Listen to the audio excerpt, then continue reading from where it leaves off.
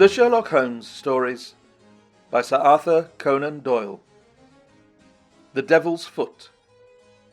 Part 2.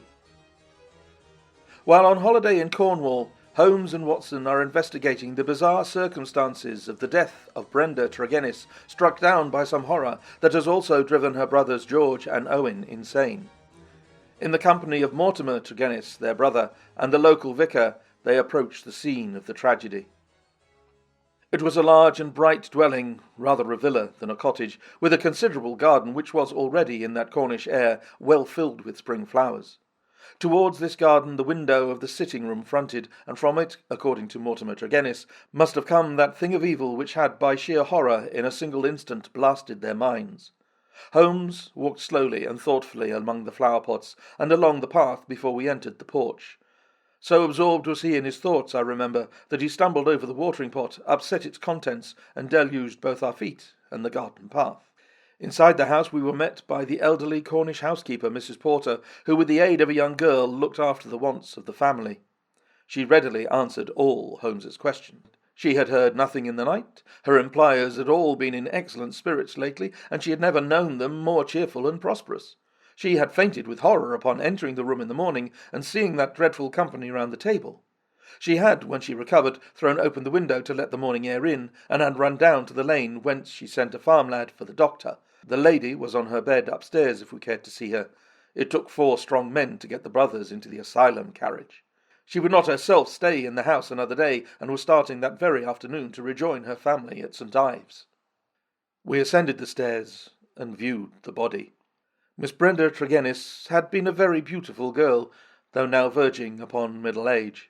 Her dark, clear-cut face was handsome, even in death, but there still lingered upon it something of that convulsion of horror which had been her last human emotion. From her bedroom we descended to the sitting-room, where this strange tragedy had actually occurred. The charred ashes of the overnight fire lay in the grate. On the table were the 4 guttered and burnt-out candles, with the cards scattered over its surface. The chairs had been moved back against the walls, but all else was as it had been the night before. Holmes paced with light, swift steps around the room. He sat in the various chairs, drawing them up and reconstructing their positions. He tested how much of the garden was visible. He examined the floor, the ceiling, and the fireplace, but never once did I see that sudden brightening of his eyes and tightening of his lips, which would have told me that he saw some gleam of light in this utter darkness. "Why a fire?" he asked once. "Had they always a fire in this small room on a spring evening?" Mortimer Tregennis explained that the night was cold and damp. For that reason, after his arrival, the fire was lit. "What are you going to do now, Mr. Holmes?" he asked. My friend smiled and laid his hand upon my arm. "I think, Watson, that I shall resume that course of tobacco poisoning which you have so often and so justly condemned," said he. "With your permission, gentlemen, we will now return to our cottage, for I am not aware that any new factor is likely to come to our notice here. I will turn the facts over in my mind, Mr. Tregennis, and should anything occur to me, I will certainly communicate with you and the vicar. In the meantime, I wish you both good morning." It was not until long after we were back in Poldhu Cottage that Holmes broke his complete and absorbed silence. He sat coiled in his armchair, his haggard and ascetic face hardly visible amid the blue swirl of his tobacco smoke, his black brows drawn down, his forehead contracted, his eyes vacant and far away. Finally he laid down his pipe and sprang to his feet. "It won't do, Watson," said he with a laugh. "Let us walk along the cliffs together and search for flint arrows. We are more likely to find them than clues to this problem. To let the brain work without sufficient material is like racing an engine. It racks itself to pieces. The sea air, sunshine, and patience, Watson. All else will come. Now, let us calmly define our position," he continued, as we skirted the cliffs together. "Let us get a firm grip of the very little which we do know, so that when fresh facts arise we may be ready to fit them into their places. I take it, in the first place, that neither of us is prepared to admit a diabolical intrusion into the affairs of men. Let us begin by ruling that entirely out of our minds. Very good. There remain 3 persons who have been grievously stricken by some conscious or unconscious human agency. That is firm ground. Now, when did this occur? Evidently, assuming his narrative to be true, it was immediately after Mr. Mortimer Tregennis had left the room. That is a very important point. The presumption is that it was within a few minutes afterwards. The cards still lay on the table. It was already past their usual hour for bed, yet they had not changed their position or pushed back their chairs. I repeat, then, that the occurrence was immediately after his departure, and not later than 11 o'clock last night. Our obvious next step is to check, so far as we can, the movements of Mr. Mortimer Tregennis after he left the room. In this there is no difficulty, and they seem to be above suspicion. Knowing my methods as you do, you were of course conscious of the somewhat clumsy water-pot expedient by which I obtained a clearer impress of his foot than might otherwise have been possible. The wet, sandy path took it admirably. Last night was also wet, you will remember, and it was not difficult, having obtained a sample print, to pick out his track among the others and to follow his movements. He appeared to have walked away swiftly in the direction of the vicarage. If, then, Mortimer Tregennis disappeared from the scene, and yet some outside person affected the card-players, how can we reconstruct that person, and how was such an impression of horror conveyed? Mrs. Porter may be eliminated. She is evidently harmless. Is there any evidence that someone crept up to the garden window, and in some manner produced so terrific an effect that he drove those who saw it out of their senses? The only suggestion in this direction comes from Mortimer Tregennis himself, who says that his brother spoke about some movement in the garden. That is certainly remarkable, as the night was rainy, cloudy, and dark. Anyone who had the design to alarm these people would be compelled to place his very face against the glass before he could be seen. There is a 3-foot flower border outside the window, but no indication of a footmark. It is difficult to imagine, then, how an outsider could have made so terrible an impression upon the company, nor have we found any possible motive for so strange and elaborate an attempt. You perceive our difficulties, Watson. It is only too clear, I answered with conviction. And yet, with a little more material, we may prove that they are not insurmountable, said Holmes. I fancy that among your extensive archives, Watson, you may find some which are nearly as obscure.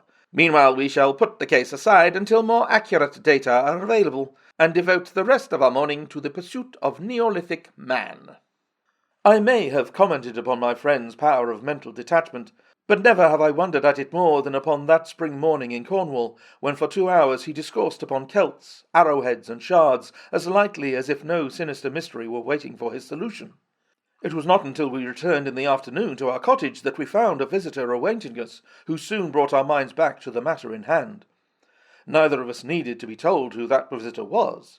The huge body, the craggy and deeply seamed face with the fierce eyes and hawk-like nose, the grizzled hair which nearly brushed our cottage ceiling, the beard, golden at the fringes and white near the lips, save for the nicotine stain of his perpetual cigar, all these were as well known in London as in Africa, and could only be associated with the tremendous personality of Dr. Leon Sterndale, the great lion hunter and explorer. We had heard of his presence in the district, and had once or twice caught sight of his tall figure upon the moorland paths. He made no advances to us, however, nor would we have dreamed of doing so to him, as it was well known that it was his love of seclusion which had caused him to spend the greater part of the intervals between his journeys in a small bungalow buried in the lonely wood of Beauchamp-Ariens. Here, amid his books and his maps, he lived an absolutely lonely life, attending to his own simple wants and paying little apparent heed to the affairs of his neighbours. It was a surprise to me, therefore, to hear him asking Holmes in an eager voice whether he had made any advance in his reconstruction of this mysterious episode. "The country police are utterly at fault," said he, "but perhaps your wider experience has suggested some conceivable explanation. My only claim to being taken into your confidence is that during my many residencies here I have come to know this family of Tregennis very well. Indeed, upon my Cornish mother's side I could call them cousins, and their strange fate has naturally been a great shock to me. I may tell you that I had got as far as Plymouth upon my way to Africa, but the news reached me this morning, and I came straight back again to help in this inquiry." Holmes raised his eyebrows. "Did you lose your boat through it? I will take the next. Dear me, that is friendship indeed. I tell you they were relatives." "Quite so, cousins of your mother. Was your baggage aboard the ship?" "Some of it, but the main part at the hotel." "I see. But surely this event could not have found its way into the Plymouth morning papers." "No, sir. I had a telegram." "Might I ask from whom?" A shadow passed over the gaunt face of the explorer. "You are very inquisitive, Mr. Holmes." "It is my business." With an effort, Dr. Sterndale recovered his ruffled composure. "I have no objection to telling you," he said. "It was Mr. Roundhay, the vicar, who sent me the telegram which recalled me." "Thank you. said Holmes. "I may say, in answer to your original question, that I have not cleared my mind entirely on the subject of this case, but that I have every hope of reaching some conclusion. It would be premature to say more." "Perhaps you would not mind telling me if your suspicions point in any particular direction?"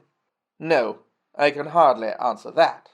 "Then I have wasted my time, and need not prolong my visit." The famous doctor strode out of our cottage in considerable ill-humour, and within 5 minutes Holmes had followed him. I saw him no more until the evening, when he returned with a slow step and a haggard face which assured me that he had made no great progress with his investigation. He glanced at a telegram which awaited him, and threw it into the grate. "From the Plymouth Hotel, Watson," said he. "I learned the name of it from the vicar, and I wired them to make certain that Dr. Leon Sterndale's account was true. It appears that he did indeed spend last night there, and that he has actually allowed some of his baggage to go on to Africa, while he returned to be present at this investigation. What do you make of that, Watson?" "He is deeply interested." "Deeply interested, yes. There is a thread here which we have not yet grasped, and which might lead us through the tangle. Cheer up, Watson, for I am very sure that our material has not yet all come to hand. When it does, we may soon leave our difficulties behind us." Little did I think how soon the words of Holmes would be realized, or how strange and sinister would be that new development which opened up an entirely fresh line of investigation. I was shaving at my window in the morning, when I heard the rattle of hoofs, and looking up, saw a dog-cart coming at a gallop down the road. It pulled up at our door, and our friend the vicar sprang from it and rushed up our garden path. Holmes was already dressed, and we hastened down to meet him.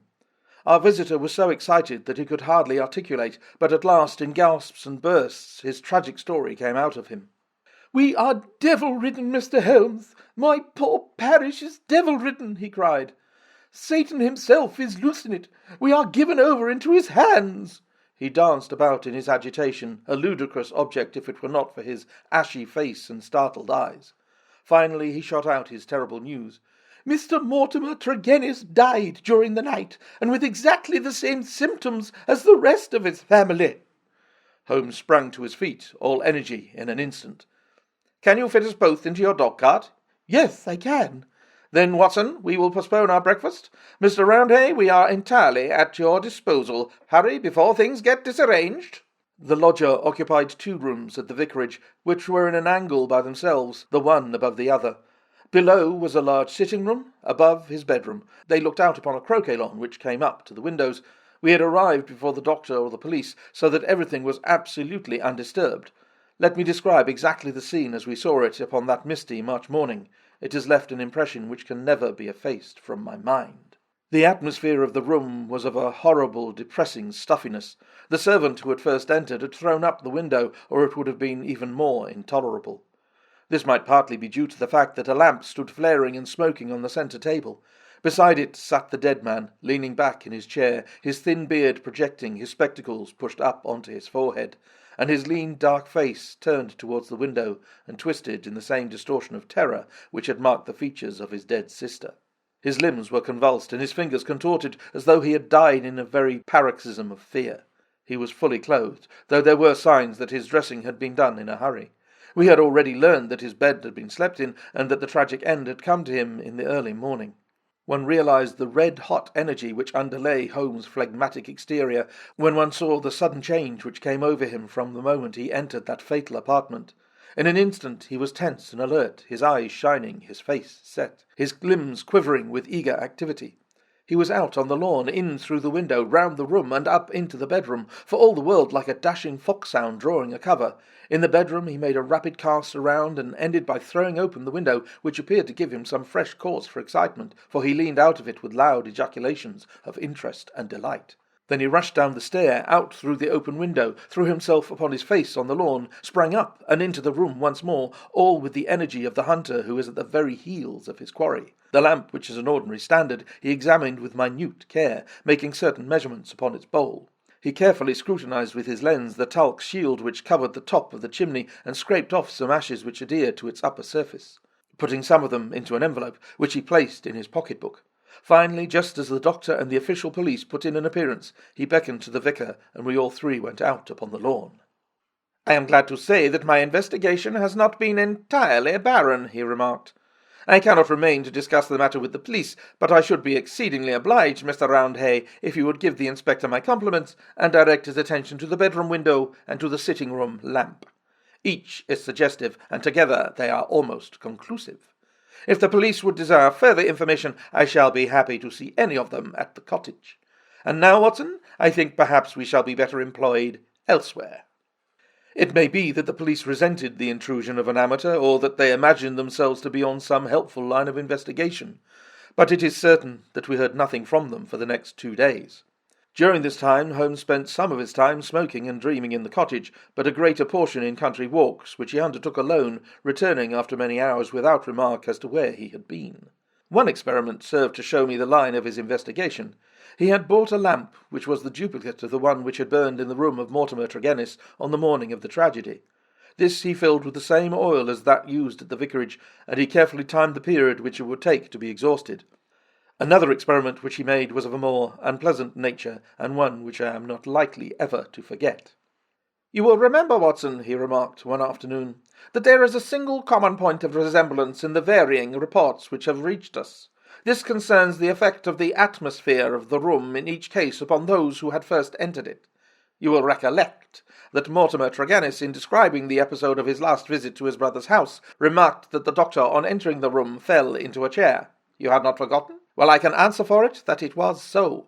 Now, you will remember also that Mrs. Porter, the housekeeper, told us that she herself fainted upon entering the room, and had afterwards opened the window. In the second case, that of Mortimer Tregennis himself, you cannot have forgotten the horrible stuffiness of the room when we arrived, though the servant had thrown open the window. That servant, I found upon inquiry, was so ill that she had gone to her bed. You will admit, Watson, that these facts are very suggestive. In each case, there is evidence of a poisonous atmosphere.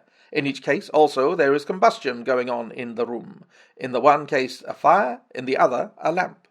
The fire was needed, but the lamp was lit, as a comparison of the oil consumed will show, long after it was broad daylight. Why? Surely there is some connection between these three things. The burning, the stuffy atmosphere, and finally the madness or death of those unfortunate people. That is clear, is it not? It would appear so. At least we may accept it as a working hypothesis. We will suppose, then, that something was burned in each case, which produced an atmosphere causing strange toxic effects. Very good.